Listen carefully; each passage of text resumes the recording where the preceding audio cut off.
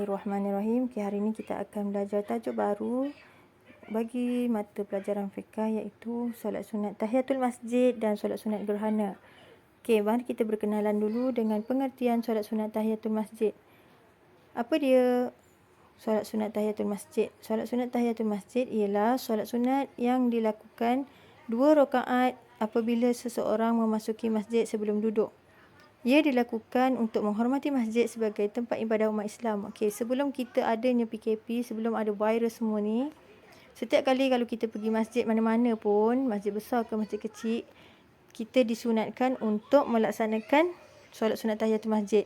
Maksudnya, kalau masuk masjid tu jangan duduk dulu. Masuk, terus berdiri, terus solat sunat tahiyatul masjid. Barulah dah habis sembahyang sunat tahiyatul masjid tu baru boleh duduk, baru boleh nak ambil nak ambil Al-Quran ke, nak ambil apa-apa ke, nak rehat ke, nak duduk saja ke. Okey. Tapi kalau tak buat pun tak ada masalah, sebabnya itu cuma solat sunat. Kalau buat dapat pahala, kalau tak buat tak dapat dosa. Okey. Tengok dalil hadis kat situ. Sabda Rasulullah sallallahu alaihi wasallam, maksudnya, apabila salah seorang daripada kamu masuk ke dalam masjid, maka janganlah kamu duduk hingga kamu lakukan solat 2 rakaat. Okey, maksudnya solat sunat tahiyatul masjid ni solat yang dituntut. Okey, macam mana cara melaksanakannya? Okey, tengok niatnya tu. Usalli tahiyatul masjid raka'ataini lillahi ta'ala. Sama je.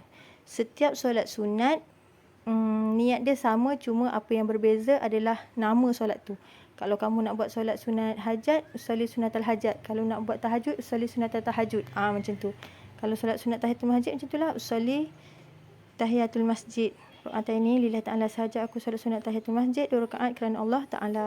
Cara nak buatnya pun sama. Rakaat pertama macam biasa, niat takbiratul ihram, baca Fatihah dan surah ringkas. Rukuk, i'tidal, sujud, dan rakaat kedua samalah. Baca surah Al-Fatihah, baca surah pendek, buat macam biasa dan salam. Okey. Selepas selesai solat sunat tahiyatul masjid, digalakkan terus duduk dan berniat iktikaf. Tahu tak iktikaf tu apa? Iktikaf tu maksudnya kita berniat untuk beribadah kepada Allah. Maksudnya sebab dekat rumah Allah kan, jangan buat perkara yang lara dan perkara lain. Okey, kita iktikaf ni maksudnya semata-mata untuk beribadah kepada Allah. Macam mana cara nak niat? Kalau tak ingat niat bahasa Arab, niat dalam hati dalam bahasa Melayu pun boleh. Sahaja aku niat iktikaf dalam masjid ini kerana Allah Ta'ala. Okey. Kalau bahasa Arabnya, nawaitul iktikaf fi hadzal masjid sunnatan lillahi ta'ala. Okey. Apa hikmah kalau kita buat solat sunat tahiyatul masjid ni? Okay, hikmahnya mestilah dikasihi Allah dan Rasul, mendapat pahala. Itu yang mesti kita akan dapat. Allah dan Rasul sayang, mesti akan dapat pahala. Dan antara lainnya, mendidik diri menghormati rumah Allah. Tahu kan rumah Allah ni sangat mulia. Okay, kena jaga. Kalau orang lain datang rumah kita, lepas tu buat sepah-sepah, kita marah tak? Mestilah kita marah.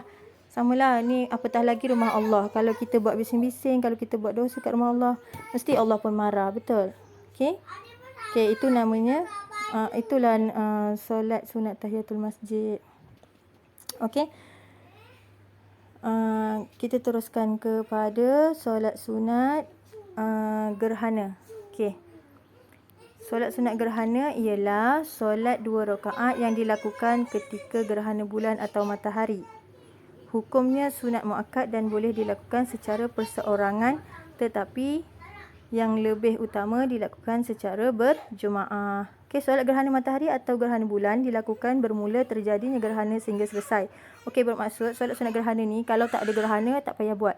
Kalau ada gerhana bulan atau gerhana matahari barulah boleh buat. Tu je. Okey. Itu adalah pengertian dan sedikit pengenalan tentang gerhana, tentang solat sunat gerhana. Okey, itu sahaja untuk hari ini. Kamu boleh buat latihan di dalam buku latihan, tajuk solat sunat apa tadi? Solat sunat tahiyatul masjid dan solat sunat gerhana, bahagian pengertian sahaja untuk memantapkan kefahaman kamu. Okey, itu sahaja daripada Ustazah. Terima kasih kerana melaksanakan tanggungjawab kamu sebagai murid untuk membuat latihan yang diberikan. Assalamualaikum warahmatullahi wabarakatuh.